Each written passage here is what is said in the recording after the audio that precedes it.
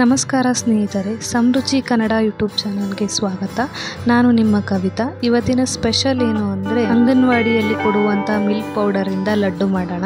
ಈ ಪೌಡರ್ ಎಲ್ಲಿ ಸಿಗುತ್ತೆ ಅಂತ ಕೇಳಬೇಡಿ. ಮನೇಲಿ ಗರ್ಭಿಣಿಯರು ಅಥವಾ ಚಿಕ್ಕ ಮಕ್ಕಳು ಇದ್ದರೆ ಅಂಗನವಾಡಿಯಲ್ಲಿ ಕೊಡ್ತಾರೆ. ನಾನು ಈ ವಿಡಿಯೋದಲ್ಲಿ ತೋರಿಸ್ತಾ ಇದ್ದೀನಲ್ಲ, ಈ ಕಪ್ಪಲ್ಲಿ 2 ಕಪ್ ಅಳತೆಯಷ್ಟು ಮಿಲ್ಕ್ ಪೌಡರ್ನ ತಗೊಳ್ತಾ ಇದ್ದೀನಿ. ಅದೇ ಕಪ್ ಅಳತೆಯಲ್ಲಿ ಅರ್ಧ ಕಪ್ ಶುಗರ್ನ ಹಾಕೊಳ್ತಾ ಇದ್ದೀನಿ. ಸಕ್ಕರೆನ ಏನಕ್ಕೆ ಕಮ್ಮಿ ತಗೊಳ್ತಾ ಇದ್ದೀನಿ ಅಂದರೆ ಆಲ್ರೆಡಿ ಮಿಲ್ಕ್ ಪೌಡರಲ್ಲಿ ಸಕ್ಕರೆ ಇರುತ್ತೆ, ಅದಕ್ಕೋಸ್ಕರ. ಮತ್ತೆ ಅದೇ ಕಪ್ ಅಳತೆಯಲ್ಲಿ 1 ಕಪ್ ಆಗೋವಷ್ಟು ಮಿಲ್ಕ್ನ ತಗೊಳ್ತಾ ಇದ್ದೀನಿ. ಮಿಲ್ಕ್ನ ಹಾಕ್ಬಿಟ್ಟು ಆ ಪೌಡರ್ ಮತ್ತು ಶುಗರ್ನ ಚೆನ್ನಾಗಿ ಕಲಿಸ್ಕೊಳ್ತಾ ಇದ್ದೀನಿ. ನೋಡಿ, ಈ ಥರ ಗಂಟಿಲ್ಲದೆ ಇರೋ ಥರ ಚೆನ್ನಾಗಿ ಮಿಕ್ಸ್ ಮಾಡ್ಕೋಬೇಕು. ಅದಾದಮೇಲೆ ಪ್ಯಾನ್ಗೆ 1-2-3 ಟೇಬಲ್ ಸ್ಪೂನ್ ಅಷ್ಟು ತುಪ್ಪನ ಹಾಕೊಳ್ತಾ ಇದ್ದೀನಿ. ತುಪ್ಪ ಸ್ವಲ್ಪ ಬಿಸಿ ಆದ ನಂತರ ಕಲಿಸ್ಕೊಂಡಿರುವಂಥ ಮಿಕ್ಸ್ಚರ್ನ ಅದಕ್ಕೆ ಹಾಕ್ತಾ ಇದ್ದೀನಿ. ಹಾಕಿದ ನಂತರ ಅದನ್ನು ಚೆನ್ನಾಗಿ ಮಿಕ್ಸ್ ಮಾಡ್ತಾ ಇರಬೇಕು. ಇದನ್ನು ಮೀಡಿಯಂ ಫ್ಲೇಮ್ ಅಥವಾ ಲೋ ಫ್ಲೇಮಲ್ಲಿ ಇಟ್ಕೊಳ್ಳಿ. ಹೈ ಫ್ಲೇಮಲ್ಲಿ ಇಟ್ಕೋಬೇಡಿ.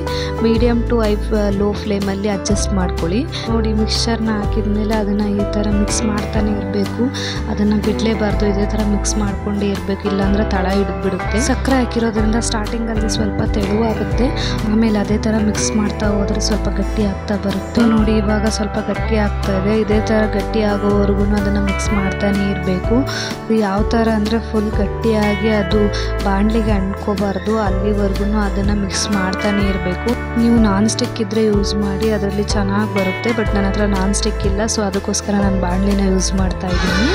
ಸೊ ಅದು ನೋಡಿ ಗಟ್ಟಿ ಆದಮೇಲೆ ಅದನ್ನು ಒಂದು ಪ್ಲೇಟಿಗೆ ಸರ್ವ್ ಮಾಡಿಕೊಂಡು ಸ್ವಲ್ಪ ತಣ್ಣಗಾಗೋದಕ್ಕೆ ಬಿಡ್ತಾ ಇದ್ದೀನಿ. ಅದು 5 ಮಿನಿಟ್ಸ್ ಬಿಟ್ಟರೆ ತಣ್ಣಗಾಗುತ್ತೆ. ಸೊ ತಣ್ಣಗಾದ್ಮೇಲೆ ಅದನ್ನು ಸ್ವಲ್ಪ ತೊಗೊಂಡು ಉಂಡೆ ಕಟ್ತಾ ಇದ್ದೀನಿ. ನೋಡಿ, ಈ ಥರ ಉಂಡೆ ಕಟ್ಕೊಳ್ಳಿ. ಇದಕ್ಕೆ ಫ್ಲೇವರ್ಗೋಸ್ಕರ ಏಲಕ್ಕಿನೂ ಯೂಸ್ ಮಾಡ್ಬೋದು, ಮತ್ತು ಡೆಸಿಕೇಟೆಡ್ ಕೊಕೊನಟ್ ಪೌಡರ್ ಕೂಡ ಯೂಸ್ ಮಾಡ್ಕೋಬೋದು. ನೋಡಿ, ನಾನು 2 ಲೋಟ ಅಷ್ಟೇ ಮಿಲ್ಕ್ ಪೌಡರ್ನ ತಗೊಂಡಿದ್ದು. ಆ 2 ಲೋಟದಲ್ಲಿ ಏನಿಲ್ಲ ಅಂದರೂ 25 ಉಂಡೆಗಳಾಗಿದ್ದಾವೆ. ಈ ಉಂಡೆಗಳ ಟೇಸ್ಟ್ ಬಂದು ಸೇಮ್ ಧಾರವಾಡ ಪೇಡ ಥರನೇ ಇರುತ್ತೆ, ಅಷ್ಟು ಟೇಸ್ಟಿಯಾಗಿರುತ್ತೆ. ನಾನು ಮಾಡಿರೋ ರೆಸಿಪಿ ನಿಮಗೆ ಇಷ್ಟ ಆದರೆ ಲೈಕ್ ಮಾಡಿ, ಶೇರ್ ಮಾಡಿ, ಕಮೆಂಟ್ ಮಾಡಿ. ನನ್ನ ಚಾನಲ್ನ ಫಸ್ಟ್ ಟೈಮ್ ನೋಡ್ತಾ ಇದ್ರೆ ದಯವಿಟ್ಟು ಸಬ್ಸ್ಕ್ರೈಬ್ ಮಾಡ್ಕೊಳ್ಳಿ. Thank you for watching.